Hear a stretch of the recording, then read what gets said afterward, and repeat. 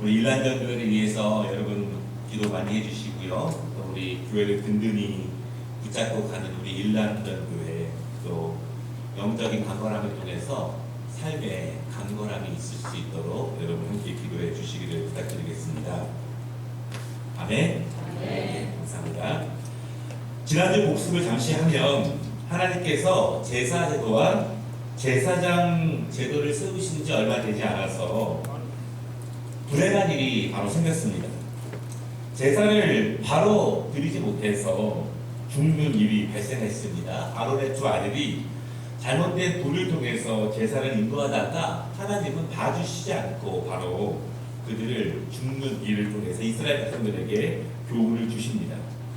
그만큼 바르게 인도하고 바르게 드리는 제사, 예배가 중요하다는 것을 가르쳐 주고 있습니다. 그리고 하나님께서는 그 일을 통해서 교훈을 주시는데 아론과 그 아들들 그리고 이스라엘 백성들에게 교훈을 주십니다. 10장 말씀에 나를 가까이 하는 자 중에서 내 거룩함으로 나타내겠고 온 백성 앞에서 내 영광을 나타내리라 이렇게 말씀을 하셔요.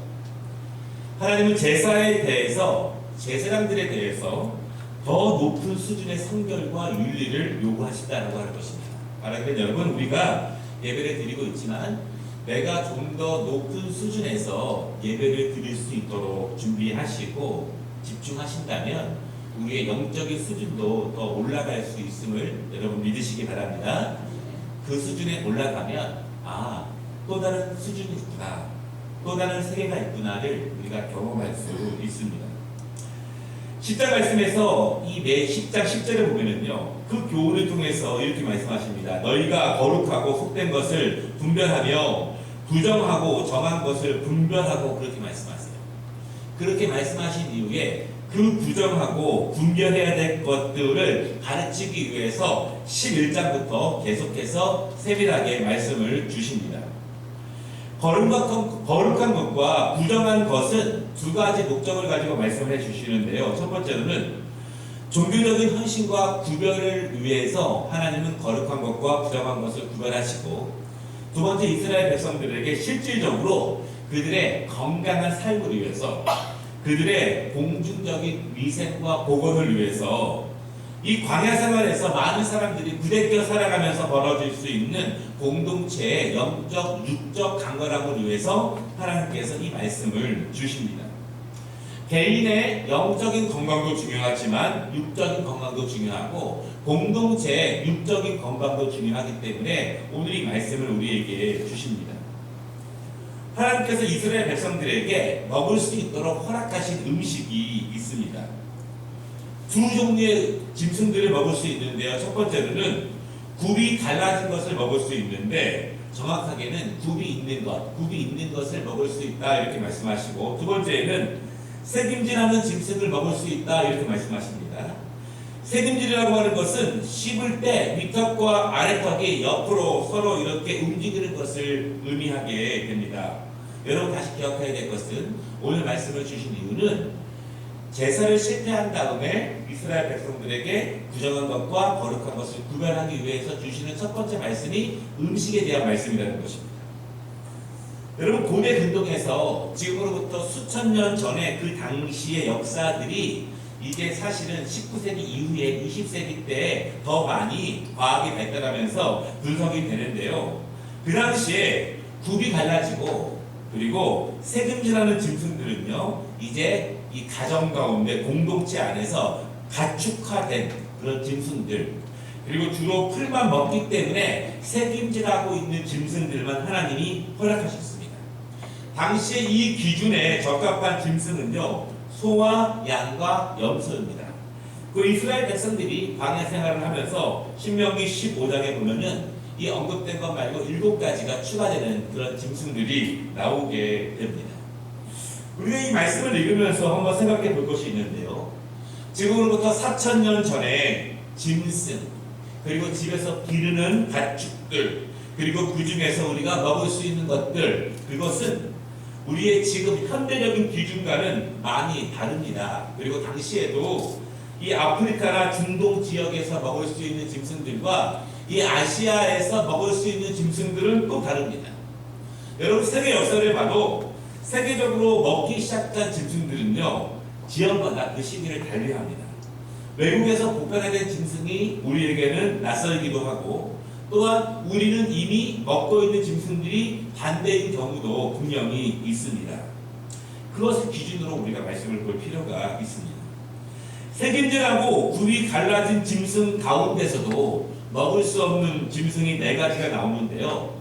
색임질과 굽이 갈라진 것 2개가 해당되는 것이 아니라 그 중에 하나만 해당되는 짐승들은 먹을 수 없다 이렇게 말씀을 하십니다. 4절부터 7절까지 보면은요 그 종류가 낙타가 나오고요. 그리고 사반이라고 표현되는 오소리가 있고 그리고 토끼가 있고 짐승들이 있습니다. 그런데 우리가 이 짐승들을 바라봤을 때 중요한 것이 있습니다. 이것은 그 짐승들 자체가 부정하다 그것을 말하지 않습니다. 여러분 하나님께서 천지를 창조하신 다음에 보시기에 좋았더라 그렇게 말씀하십니다. 짐승들 자체가 부정하다는 것이 아니라 하나님의 사람들의 영적인 강건함과 육적인 강건함을 위해서 하나님께서 그것들을 구별하셨다 이렇게 보는 것이 맞습니다. 그 짐승 자체가 부정해서 그 짐승을 멀리하는 것은 아니라는 것입니다. 소수지만 일부 학자 가운데서는요 하나님이 얼마 안 되던 그 짐승들을 보호하기 위해서 그렇게 말씀하셨다 이렇게 주장하는 사람들도 있습니다. 분명한 것은 하나님께서 믿음의 사람들의 영적인 강건함과 육적인 강건함을 위해서 먹는 음식을 구별하셨다라고 하는 것입니다. 9절부터는요 물고기를 구분하는 기준을 주십니다. 그런데 그 기준은 지느러미와 비늘입니다. 지느러미와 비늘은 물고기가 정상적으로 헤엄을 치는데 꼭 필요합니다. 여러분들 이것이 고대 근동에서는 이 기준이 굉장히 중요했고요. 그리고 과거에 이집트라든가 중세 시대의 로마 사람들과 유럽 사람들도 비늘이 없는 물고기를 먹지 않았고 지금도 많은 나라에서 안 먹는 나라들이 굉장히 많이 있습니다. 지느러미와 또한 비늘이 없는 물고기들은요 대부분 다 헤엄을 치지 않고 주로 바닥에 깔려서 먹이를 찾는 경우가 많습니다. 그러다 보면은 병균이라든가 기생충에 노출될 확률이 굉장히 많고 그것들을 우리가 지금 먹는다 해도 굉장히 세척 과정이 굉장히 복잡할 수밖에 없습니다. 4,000년 전에 인류 그 사람들이 병균에 대한 면역력 그것은 지금 우리가 가지고 있는 것과는 비교할 수 없을 만큼 약했죠. 그리고 또한 공동체 밀집으로 이 천막에서 살아가는 당시의 사람들에게 한 번 전염병이 돌면 수많은 사람들이 죽게 됩니다. 그래서 하나님은 물고기에 대해서도 먹을 수 있는 것과 먹을 수 없는 것을 구별해 놓으셨습니다. 새에 대해서도 하나님은 그 기준이 있는데요. 하나님은 부정한 것, 먹지 못하는 것을 13절부터 19절까지 쭉 나열하고 있는데 그것들의 공통점들이 있습니다. 하나님이 먹지 말라고 말씀하신 것들은요, 주로 다른 짐승이라든가 다른 새를 잡아먹는 새들, 그리고 죽은 짐승들, 썩은 것들, 부패하는 것들을 잡아먹는 새들을 하나님은 금지하셨습니다. 그리고 또한 허락하신 새들이 있는데요. 각종 비둘기와 닭과 메추라기, 집에서 사육하는 오리들, 그리고 집 참새들, 그러한 것들은 이스라엘 백성들이 먹을 수 있는 것으로 그렇게 허락을 하십니다. 우리가 오늘 읽은 말씀 가운데 몇 가지 중요한 포인트들이 있습니다. 첫째는요, 오늘 이 말씀은 10장 아론의 아들들이 제사에 실패했죠. 그리고 죽음을 당합니다. 하나님은 그것을 거울 삼아서 이스라엘 백성들에게 교훈을 주십니다. 부정한 것과 거룩한 것을 구별하라, 그렇게 말씀하시고 11장부터 계속 그러한 말씀들이 유사하게 나옵니다. 중요한 것은 음식은 온전한 예배, 온전한 제사와 관계가 있다는 것입니다. 전혀 다른 것을 주신 것이 아니라 온전한 예배에 하나님이 기뻐하시는 예배에 이어서 이 말씀을 하나님이 주시는 것입니다. 온전한 음식을 먹고 온전한 음식을 가지고 삶을 살아가고 그 마음으로 예배에 참석하라, 이렇게 말씀하시는 것입니다. 예배에 참석하는 것, 제사를 드리는 것이 중요한 것이 아니라 온전한 몸과 온전한 마음으로 예배에 나와서 하나님께 그 온전한 마음을 올려드려라 이것입니다. 하나님이 금하신 것을 먹고 제사에 참여하는 것을 하나님이 허가하지 않으신다라고 하는 것입니다. 제사 시간만 중요한 것이 아니라 평소에 우리가 무엇을 먹고 사느냐, 그것이 하나님이 받으시는 제사와 상관있다 이것입니다. 두 번째는요, 구약시대에 계시된 이 음식들을 지금까지 적용할 필요는 없습니다. 이 음식 규례가 신약시대에 이미 적용되지 않는 경우가 굉장히 많이 있습니다. 신약에서는 그 이유들이 여러 가지 많이 있고요. 또한 바울을 통해서 직접적인 경험도 그 말씀이 있습니다. 그러나 여러분, 신약시대라고 해서 모든 것을 다 허용하느냐? 그렇지 않습니다. 신약시대에는 신약시대에 맞게 금지하는 음식들도 분명히 있습니다. 그것은요, 그리스도인들이 하나님을 온전히 나아가는 데 대한 것들을 온전성을 훼손하는 것을 금지합니다. 예를 들어서 우상의 상에 올려지는 거라든가 아니면 우상의 신전에서 중요하게 여기는 음식들을 금지하는 것들이 분명히 있습니다.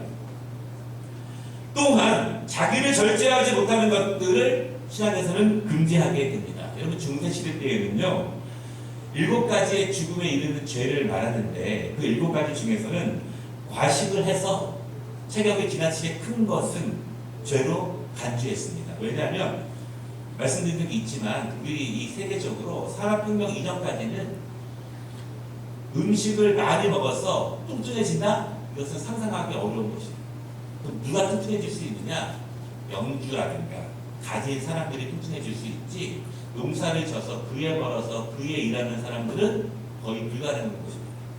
그 죄가 지금까지 이루어졌다면 하나님 나라 가지 못할 분들이 여기는 저 포함해서 한 줄밖에 없는 것 같은데, 그렇죠? 시대에 따라서 이 음식법들이 달라진다라고 하는 것을 우리가 생각해 볼 필요가 있습니다. 지금도 여러분 어느 개신교 분들 가운데서도 돼지고기 안 먹는 분들이 있는데 꼭 그럴 필요는 없습니다. 세 번째로, 오늘 하나님께서 부정한 음식과 정한 음식의 그 기준을 주시는데요. 그것은 당시 이스라엘 사람들의 판단과 이해를 구하는 것이 아니라 하나님이 주신 하나님의 법이다라고 하는 것입니다. 하나님은 제사법에 대해서 주실 때에도, 제사장들에 대해서 주실 때에도 그들의 이해를 구하는 것이 아닙니다. 그들의 형편을 알고 주시는 것이 아니라 하나님께서 그들에게 주신 규례이기 때문에 이스라엘 백성들은 그 법을 지켜야 했다라고 하는 것입니다. 결론은요, 하나님이 받으시는 제사, 하나님의 법에 의해서 온전히 드려지는 제사는 제사를 드려지는 시간만 중요한 것이 아니라 삶을 통해서, 음식을 통해서 온전함과 정결함을 유지하면서 제사를 드릴 때 하나님이 그 제사를 기뻐하신다라고 하는 것이 중요한 핵심입니다. 우리도 오늘 말씀을 거울 삼아서 우리가 예배를 드리는 것이 중요하지만 예배 전후에 우리의 삶의 모습들이 거룩하고 정결한 그러한 삶의 예배로 올려드리는 우리 모든 성도들이 되시기를 주님의 이름으로 축원합니다. 기도하겠습니다.